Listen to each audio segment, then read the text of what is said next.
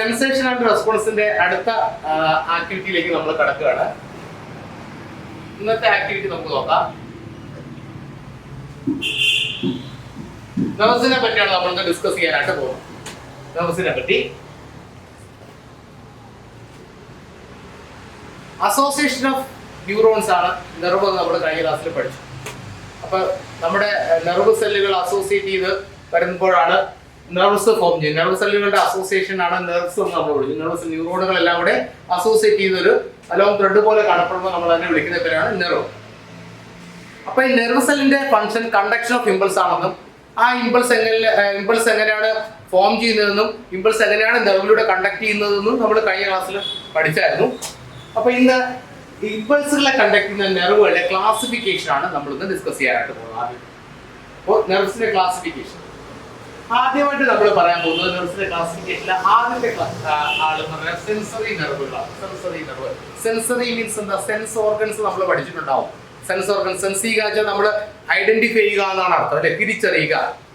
അപ്പൊ sensory impulse എന്ന് പറയുന്നത് എന്തായിരിക്കും? സെൻസറി നെർവ്സ് എന്തായിരിക്കും? സെൻസറി നെർവ് എന്ന് പറയുന്നത് നമ്മളെ സെൻസ് ചെയ്യാനായിട്ട് സഹായിക്കുന്ന ഓർഗനുകളാണ് സെൻസ് ഓർഗൻ. ഏതൊക്കെയാണ് സെൻസ് ഓർഗൻസ് എന്ന് പറയാമോ? 5 സെൻസ് ഓർഗൻസ് ആണ് പ്രധാനമായിട്ടുള്ളത്. ഏതൊക്കെയാണ്? Eye, nose, ear, tongue, skin. ഈ 5 സെൻസ് ഓർഗൻ ഏതൊക്കെയാണ്? കണ്ണ്, മൂക്ക്, ചെവി, നാവ്, ത്വക്ക്. ഈ 5 സെൻസ് ഓർഗനുകളിലൂടെയാണ് നമ്മൾ ഏറ്റവും കൂടുതൽ നോളജ് ഒക്കെ വരുന്നത്. നമുക്ക് ഏറ്റവും കൂടുതൽ അറിവ് കിട്ടുന്നത്. അതായത് നോളജ് ത്രൂ വിഷൻ, കണ്ടറിവ്, നോളജ് ത്രൂ ഹിയറിംഗ്, കേട്ടറിവ്, നോളജ് ത്രൂ ടച്ച്, സ്പർശനത്തിലൂടെയുള്ള അറിവ്, നോളജ് ത്രൂ ടേസ്റ്റ്, രുചിയിലൂടെയുള്ള അറിവ്, ഇങ്ങനെ പല ഓൾഫാക്ഷൻ, നോളജ് ത്രൂ ഓൾഫാക്ഷൻ അഥവാ ഗന്ധത്തിലൂടെ അറിവ്, ഇങ്ങനെയൊക്കെ നമ്മൾ പല അറിവുകളിലൂടെ നമ്മൾ ചുറ്റുപാടിനെ തിരിച്ചറിയാറ്. ഇത്തരത്തിലുള്ള സെൻസ് ഓർഗനുകളിൽ നിന്നും ബ്രെയിനിലേക്ക് ഇമ്പൾസുകളെ കൊണ്ടുപോകുന്ന നെർവുകളെ നമ്മൾ വിളിക്കുന്ന പേരാണ് സെൻസറി നെർവ്സ്. സോ പഠിക്കാൻ എളുപ്പമുണ്ട്. സെൻസ് ഓർഗനുകൾ ഓർമ്മിച്ചാൽ മതി. നമ്മൾ ഈ പറഞ്ഞ കണ്ണിൽ നിന്ന് ഇമ്പൾസ് എങ്ങോട്ടാ പോകുന്നത്? ബ്രെയിനിലോട്ട് പോകും, അല്ലെങ്കിൽ സ്പൈനൽ കോഡിലോട്ട് പോകും.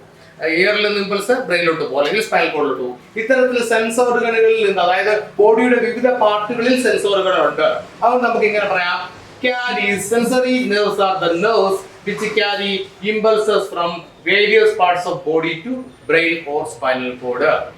Sensory nerves are the nerves which carry impulses from various parts of body to brain or spinal cord.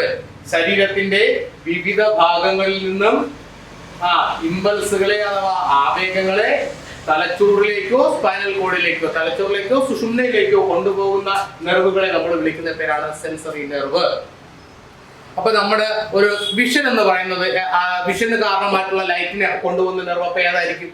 Sensory nerve. കാരണം വിഷനെ പ്രോസസ് ചെയ്യുന്ന ബ്രെയിനിലാണ് നമ്മൾ പഠിച്ചിട്ടുണ്ട്. അപ്പൊ തലച്ചോറിലേക്ക് ഇമ്പൾസിനെ കൊണ്ട്, അതായത് നമ്മുടെ സ്പൈനൽ കോഡിലേക്കോ നമ്മുടെ ബ്രെയിനിലേക്കോ ബോഡിയുടെ വിവിധ ഭാഗങ്ങളിൽ നിന്ന് ഇമ്പൾസുകൾ എത്താറുണ്ട്. ഇത്തരത്തിൽ ബ്രെയിനിലേക്കോ സ്പൈനൽ കോഡിലേക്കോ കൊണ്ടുപോകുന്ന നെർവുകളെ നമ്മൾ വിളിക്കുന്ന പേരാണ് sensory nerves.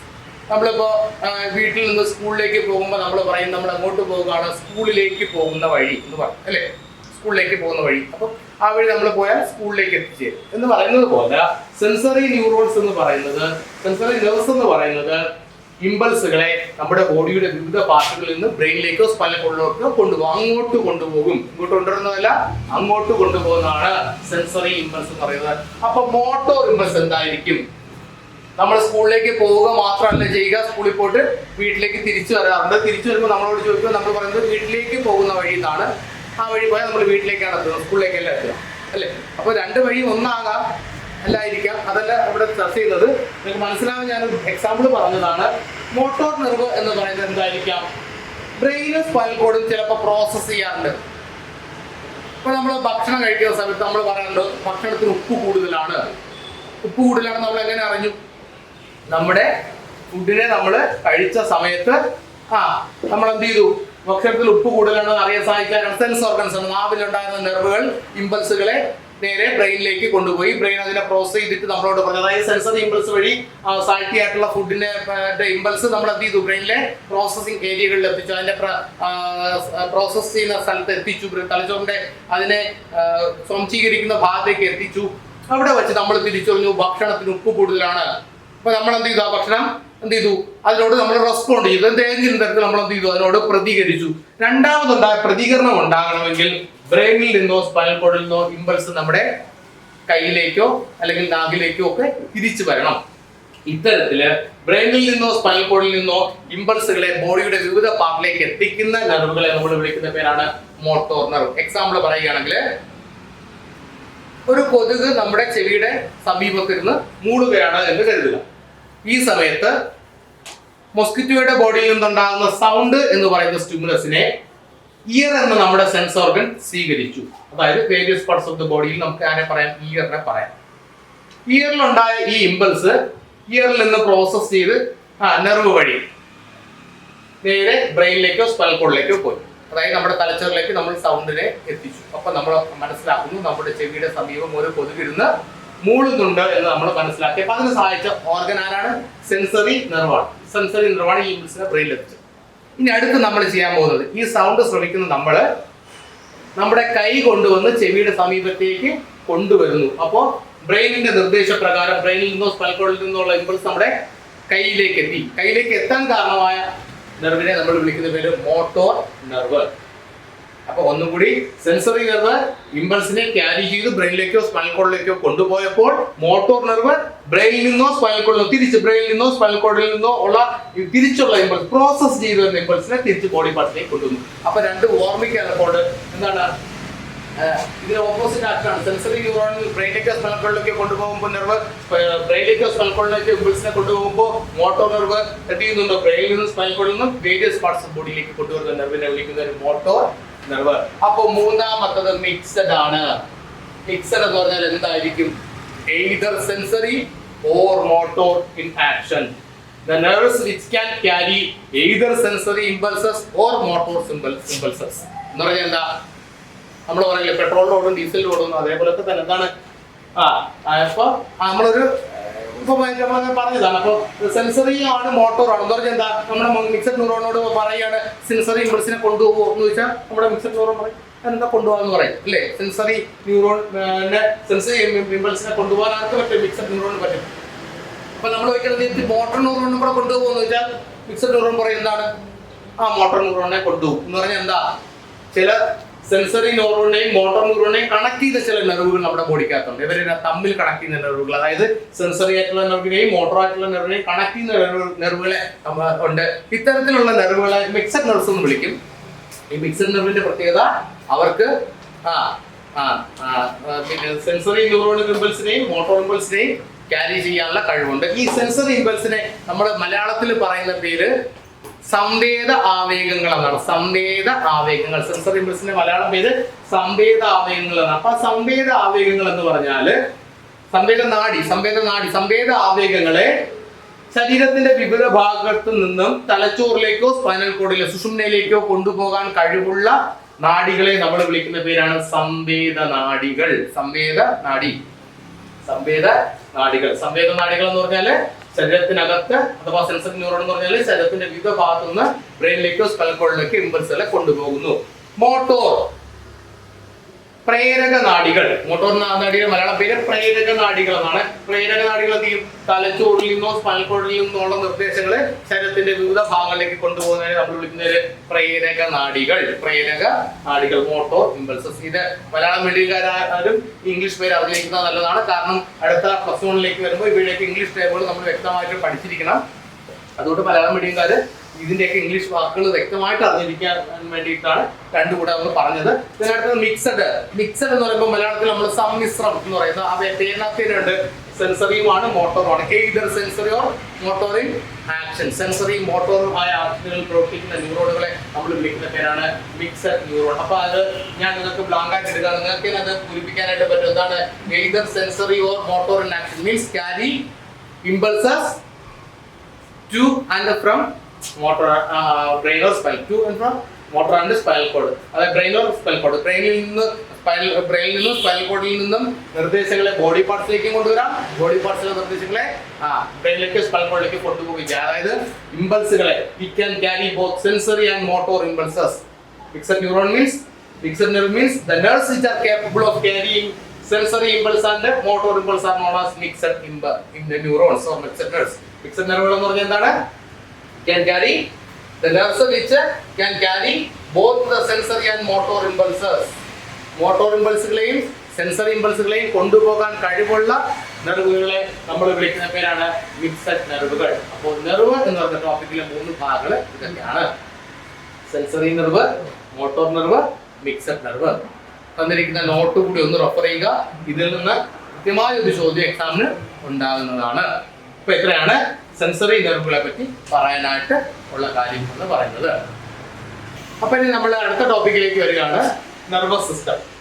We know that we human beings have a well developed neural system or nervous system. നമ്മൾ മനുഷ്യര് നല്ല വികാസം പ്രാപിച്ച ഒരു നാഡീ വ്യവസ്ഥയുള്ള ഒരു ജീവിയാണ്. അതുകൊണ്ടാണ് നമുക്ക് ഏതൊരു ജീവിയേക്കാൾ കൂടുതൽ ചിന്തിക്കാനും നമ്മുടെ കാര്യങ്ങൾ, നമ്മുടെ ലിമിറ്റേഷനുകളെയൊക്കെ ഓവർകം ചെയ്ത് മുന്നേറാനും നമുക്ക് സയൻസും ടെക്നോളജിയൊക്കെ ഉപയോഗിക്കാൻ പറ്റുന്നത് നമ്മുടെ നെർവസ് സിസ്റ്റം ഉള്ളതുകൊണ്ടാണ്, നാഡീ വ്യവസ്ഥ ഉള്ളതുകൊണ്ടാണ്. And it can control and coordinate all other organ systems. എന്ന് പറഞ്ഞാൽ എന്താ? നമുക്ക് നമ്മുടെ നെർവസ് സിസ്റ്റം ഉപയോഗിച്ചാൽ നമ്മൾ എന്ത് ചെയ്യുന്നത്? മറ്റെല്ലാ ഓർഗൻ സിസ്റ്റങ്ങളെയും കൺട്രോൾ ചെയ്യുകയും കോർഡിനേറ്റ് ചെയ്യുകയും ഒക്കെ ചെയ്യുന്നത്. ഫോർ എക്സാമ്പിൾ, നമ്മളിപ്പോൾ ഒരു എക്സസൈസ് ചെയ്യുകയാണെന്ന് വെച്ചോ. എക്സസൈസ് ചെയ്യുന്നതിന് മുമ്പും എക്സസൈസ് ശേഷവും നമ്മുടെ ബോഡിയിലെ ഹാർട്ട് ബീറ്റിന്റെ റേറ്റ് എങ്ങനെയായിരിക്കും? ഹൃദയസ്പന്ദന നിരക്ക് എങ്ങനെയായിരിക്കും? ഒരുപോലെ ആയിരിക്കും? ഇല്ല. ഹാർട്ട് ബീറ്റ് ഇൻക്രീസ് ചെയ്യും, അല്ലേ? റെസ്പിറേറ്ററി റേറ്റ് ഇൻക്രീസ് ചെയ്യും. എന്നാൽ കുറച്ചു നേരം റെസ്റ്റ് ചെയ്യുമ്പോൾ അത് തിരിച്ച് നോർമലിലേക്ക് എത്തുകയൊക്കെ ചെയ്യും. അപ്പൊ ഇതിനെ ഇത്തരത്തിലുള്ള നമ്മുടെ ബോഡിയുടെ എല്ലാ ആക്ടിവിറ്റികളെയും കൺട്രോൾ ചെയ്യുന്ന സിസ്റ്റമാണ് നമ്മുടെ നെർവസ്. ഈ നെർവസ് സിസ്റ്റത്തെ നമ്മൾ രണ്ടായിട്ട് തരംതിരിക്കുകയാണ്. സെൻട്രൽ നെർവസ് സിസ്റ്റം എന്നും പെരിഫറൽ ന്യൂറൽ സിസ്റ്റം അല്ലെങ്കിൽ പെരിഫറൽ നെർവസ് സിസ്റ്റം എന്നും നമ്മുടെ നെർവസ് സിസ്റ്റത്തെ രണ്ടായിട്ട് തരംതിരിക്കുകയാണ്. അതായത് മനുഷ്യ നാഡീ വ്യവസ്ഥയെ നമ്മൾ രണ്ടായി തരംതിരിക്കുന്നു. ഒന്ന് സെൻട്രൽ ഗവൺമെന്റ് എന്ന് പറഞ്ഞാൽ കേന്ദ്ര ഗവൺമെന്റ്. അപ്പൊ സെൻട്രൽ നെർവസ് സിസ്റ്റം എന്ന് പറഞ്ഞാൽ കേന്ദ്ര നാഡീ വ്യവസ്ഥ. അപ്പൊ സെൻട്രൽ നെർവസ് സിസ്റ്റം മീൻസ് കേന്ദ്ര നാഡീ വ്യവസ്ഥ. പെരിഫറൽ ന്യൂറൽ സിസ്റ്റം പരീധീയ നാഡീ വ്യവസ്ഥ എന്ന് പറയും. യഥാർത്ഥത്തിൽ നിങ്ങൾ ഇംഗ്ലീഷ് പഠിക്കുന്നതാണ് കുറച്ചുകൂടി ബെറ്റർ. പെരിഫറൽ ന്യൂറൽ സിസ്റ്റം, പരീധീയ നാഡീ വ്യവസ്ഥ, കേന്ദ്ര നാഡീ വ്യവസ്ഥയും പരീധീയ നാഡീ വ്യവസ്ഥ എന്ന് പറയും. ഇപ്പൊ സെൻട്രൽ നെർവസ് സിസ്റ്റമായി പെരിഫറൽ നെർവസ് സിസ്റ്റം. അപ്പൊ നമ്മുടെ നാഡീ വ്യവസ്ഥ നമ്മൾ രണ്ടായിട്ട് തരംതിരിക്കുകയാണ്. സെൻട്രൽ ന്യൂറൽ സിസ്റ്റവും പെരിഫറൽ ന്യൂറൽ സിസ്റ്റവും. ഈ സെൻട്രൽ ന്യൂറൽ സിസ്റ്റം കേന്ദ്ര ഭാഗം, നമ്മുടെ നെർവസ് സിസ്റ്റത്തിലെ ഏറ്റവും പ്രധാനപ്പെട്ട ഭാഗം എന്ന് പറയുന്നത് ബ്രെയിനും സ്പൈനൽ കോഡുമാണ്. നമ്മുടെ നെർവസ് സിസ്റ്റത്തിലെ ഏറ്റവും പ്രധാനപ്പെട്ട ഭാഗം എന്നത് ബ്രെയിനും സ്പൈനൽ കോഡുമാണ്. അപ്പൊ തലച്ചോറിനെ പറ്റി പഠിക്കുന്ന നെർവസ് സിസ്റ്റത്തിന്റെ പാർട്ട് എന്ന് പറഞ്ഞാൽ സെൻട്രൽ ന്യൂറൽ സിസ്റ്റമാണ്. അതായത് കേന്ദ്ര നാഡീ വ്യവസ്ഥയുടെ ഭാഗമായിട്ടാണ് നമ്മൾ ബ്രെയിനിനെയും സ്പൈനൽ കോഡിനെയും പഠിക്കുന്നത്. അതുപോലെ പെരിഫറൽ ന്യൂറൽ സിസ്റ്റത്തിന്റെ പെരിഫറൽ നാഡീ വ്യവസ്ഥയുടെ ഭാഗമായിട്ടാണ് നമ്മൾ ക്രേനിയൽ നെർവിനെയും സ്പൈനൽ നെർവിനെയും പഠിക്കുന്നത്. എന്താ ക്രേനിയൽ നെർവ്? അപ്പൊ ഒന്നുകൂടെ നമ്മൾ പറഞ്ഞു, നെർവസ് സിസ്റ്റത്തെ നമ്മൾ രണ്ടായിട്ട് തരംതിരിച്ചു. സെൻട്രൽ നെർവസ് സിസ്റ്റവും പെരിഫറൽ നെർവസ് സിസ്റ്റവും. അതിന്റെ ആദ്യം നമ്മൾ റൈറ്റ് സൈഡ് നോക്കാം. സെൻട്രൽ നെർവസ് സിസ്റ്റം, അതിന് രണ്ട് സബ് ക്ലാസിഫിക്കേഷൻ അല്ലെങ്കിൽ രണ്ട് പാർട്ടാണുള്ളത്, ബ്രെയിനും സ്പൈനൽ കോഡും. ഏറ്റവും പ്രധാനപ്പെട്ട ഭാഗങ്ങളായിട്ടുള്ള ബ്രെയിനും സ്പൈനൽ കോഡും ഇൻക്ലൂഡ് ചെയ്തിരിക്കുന്ന സിസ്റ്റത്തെ നമ്മൾ വിളിക്കുന്ന പേരാണ് സെൻട്രൽ ന്യൂറൽ സിസ്റ്റം അഥവാ central nervous system. Peripheral nervous system, ബ്രെയിനിൽ നിന്ന് ഒരുപാട് നെർവുകൾ വരാറുണ്ട്. നമ്മുടെ ഫേഷ്യൽ നെർവുകൾ, കണ്ണിലേക്കുള്ള നെർവുകൾ, ഇയറിൽ നിന്ന് പോകുന്ന നെർവുകൾ, അപ്പൊ അതുപോലെ തന്നെ അങ്ങനെയൊക്കെയുള്ള ഒരുപാട് നെർവുകൾ ബ്രെയിനിൽ നിന്ന് റൈസ് ചെയ്യാറുണ്ട്. ബ്രെയിനിൽ നിന്ന് വരുന്ന നെർവുകൾ നമ്മൾ വിളിക്കുന്ന പേരാണ് ക്രേനിയൽ നെർവ്സ്. ബ്രെയിനിൽ നിന്ന് വരുന്ന നെർവുകളെ നമ്മൾ വിളിക്കുന്ന പേരാണ് ക്രേനിയൽ നെർവ്സ്. സ്പൈനൽ കോഡിൽ നിന്ന് വരുന്ന നെർവുകളെ വിളിക്കുന്ന പേരാണ് സ്പൈനൽ നെർവ്.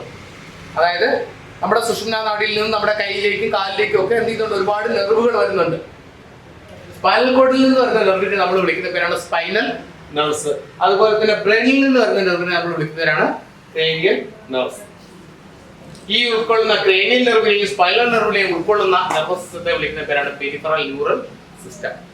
അപ്പോൾ ബ്രെയിനും സ്പൈനൽ കോഡും സെൻട്രൽ ന്യൂറൽ സിസ്റ്റം, ബ്രെയിനിൽ നിന്ന് വരുന്നത് സ്പൈനൽ കോഡിൽ നിന്ന് വരുന്നതായിട്ടുള്ള നെർവുകൾ ഇൻക്ലൂഡ് ചെയ്യുന്ന സിസ്റ്റത്തെ വിളിക്കുന്ന പേര് പെരിഫറൽ ന്യൂറൽ സിസ്റ്റം. ഇത് രണ്ടും നമ്മുടെ നെർവസ് സിസ്റ്റത്തിന്റെ പാർട്ടാണ്. അപ്പൊ നെർവസ് സിസ്റ്റത്തിലെ പ്രധാന ഭാഗങ്ങളാണ് സെൻട്രൽ ന്യൂറൽ സിസ്റ്റം അഥവാ സെൻട്രൽ നെർവസ് സിസ്റ്റവും പെരിഫറൽ ന്യൂറൽ സിസ്റ്റവും. സെൻട്രൽ നെർവസ് സിസ്റ്റത്തിന്റെ പാർട്ടാണ് ബ്രെയിനും സ്പൈനൽ കോഡും. പെരിഫറൽ ന്യൂറൽ സിസ്റ്റത്തിൽ വരുന്നത് ബ്രെയിനിൽ നിന്ന് വരുന്ന നെർവായിട്ടുള്ള ക്രേനിയൽ നെർവുകളും സ്പൈനൽ കോഡിൽ നിന്ന് വരുന്ന നെർവുകളായിട്ടുള്ള spinal നെർവുകളോ. There are 12 pairs of cranial nerves. ഇവിടെ ഏകദേശം 12 pairs cranial nerve വരുന്നുണ്ട്. 12 പെയറാണ്. അപ്പൊ 12 പെയേഴ്സ് ആകുമ്പോൾ 12 pairs, 12 pairs of cranial nerves and 31 pairs of spinal nerves. Spinal nerve എണ്ണം 31 pairs ആണ്. അതായത് 2 കൈ 2 കാൽ അങ്ങനെ പോകുന്നതുകൊണ്ടാണ് നമ്മൾ പെയർ എന്ന് പറഞ്ഞ ആ ഭാഗത്തേക്ക് പറയുന്നത്. അപ്പോൾ 12 പെയർ cranial നെർവുകളും 31 പെയർ സ്പൈനൽ നെർവുകളും നമ്മുടെ ബോഡിക്കകത്ത് ഉണ്ട്.